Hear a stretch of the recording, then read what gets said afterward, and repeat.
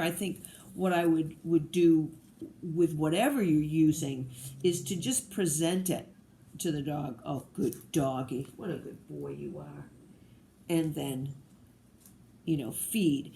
And then you take it away, and then you present it again and feed. And then we would begin to, oh, you good boy. I've run out of food again. I've been sitting here for a while, but so there you go, buddy. Because you don't want this, if this is scary at all, whatever you're using to her, we've got to get past that. So we don't want her to be scared. And you can see Nibbles is just doing a little targeting of it. Good boy.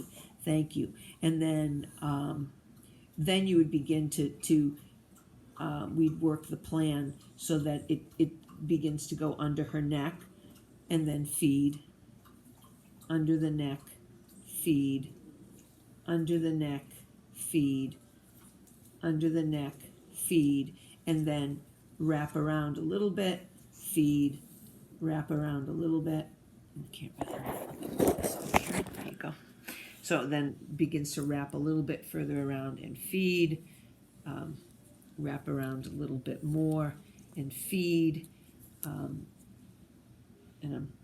I've run out of food, so I'm not feeding him, but you would. So that's sort of that's going to be the process until eventually, you can actually go all the way around to measure, so you can get your measurement that way, and she's going to be okay with all that handling.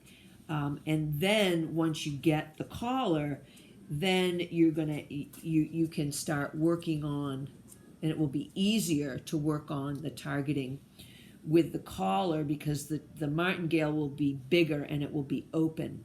So then you can start to ask for, some targeting or try to lure her head into it. So she's, you're targeting out here and then eventually move the target further back. So she has to actually put her head in through the loop herself, but you'd open it up really big and then gradually make it smaller until eventually, sorry, you gotta move by. So that because eventually it's got to slide over her head. So again, I'm not going to clip it, but because it'll be too small, it won't slide over his head. But eventually, she's going to have to be okay with that. Okay.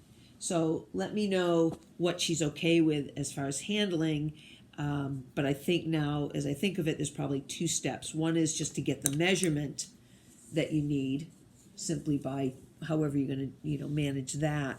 And then once you get the martingale, then we'll go back to getting the head, getting her to put her head into the loop so that you can just slide it over her